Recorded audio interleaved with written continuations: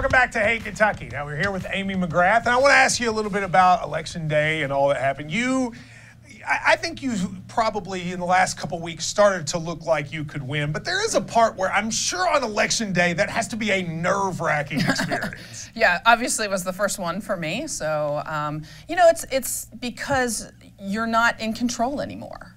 For me, I'm happy when I can, you know, I flew planes. I'm happy that when I'm not in control, it's hard, and I just had to sit back and watch. So, you know. Well, 4 or 5 days before the election, Jim Gray released an ad that was sort of criticizing you for not having lived in the district, right. And he got a lot of pushback of people for going negative. The race had stayed pretty positive until then. Were you disappointed by that? I was saddened because we sort of had said we weren't going to do this, and had you all had an agreement that you wouldn't do it?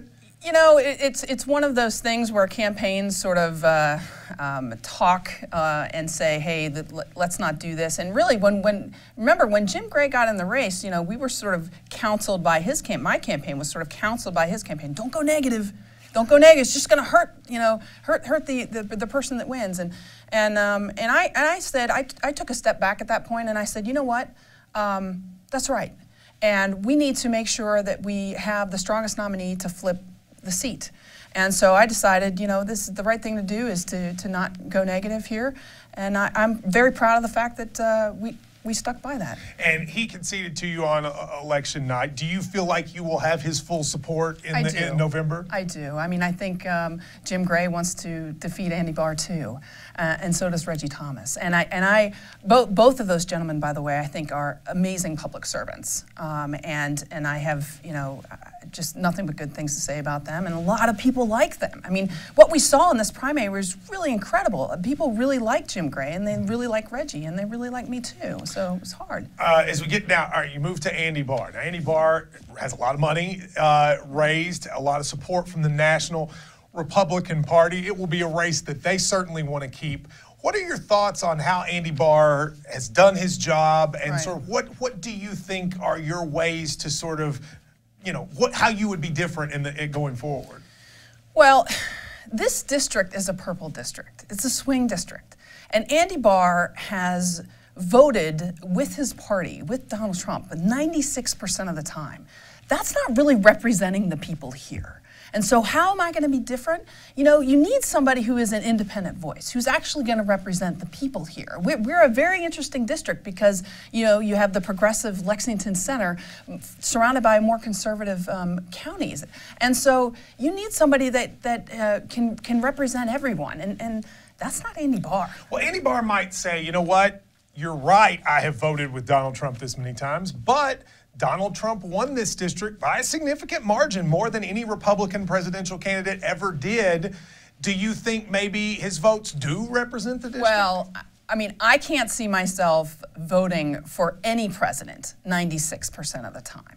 I mean, the fact is we are a diverse people, and we are a diverse district. And he does not reflect that. He reflects the far right ideological part of his party.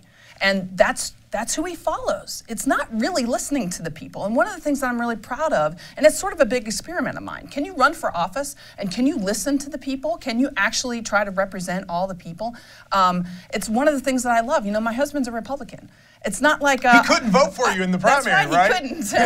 You know, and somebody had said, "Well, what if you lose by one vote?" And I was like, "Well, we'll talk about that if it happens," you know. But that's America. That's America. And I've been surrounded by, you know, conservatives all my life. I was in the military. I was in the Marine Corps. But it's just, you know, we need people that can see both sides, see all sides. Well, let's talk about seeing both sides. I mean, I like to ask candidates sometimes. I would assume you agree with your party on a lot of stuff, but I'm also interested in what you don't agree with. Yeah. So Donald Trump's been president for a year and a half. Has he done anything that you actually agree with? Has there been something that Donald Trump's done that you said, okay, I actually agree with that? Yeah, I mean, I think the fact that, you know, that we now have a budget that is fully funding our military the way it should be is a good thing. I don't necessarily think that that is Donald Trump's fault or not fault. I think that was actually a function of sequestration way back, 6 or 7 years ago. But I think the fact that was a priority is a really good thing. Do you, I always am interested in politicians, what they see their role if they get in office. If there was an issue that, let's say, the district felt strongly one way and you personally felt strongly the other way, which way would you go? It depends on the issue, and here's why. When people elect folks to Congress, it's always this balance between, do you go with what you know, what you personally know, or do you go with what your constituents say, if your constituents are 60% this, 40%? And I think for me it comes down to, what are the things that I know? What are the things that I'm an expert in? And if there's something that I know, remember, Matt, for example, I had a secret clearance, a top secret clearance, for many, many years, decades. So there's certain things that I know, and I would feel very comfortable doing what I think is best for this country.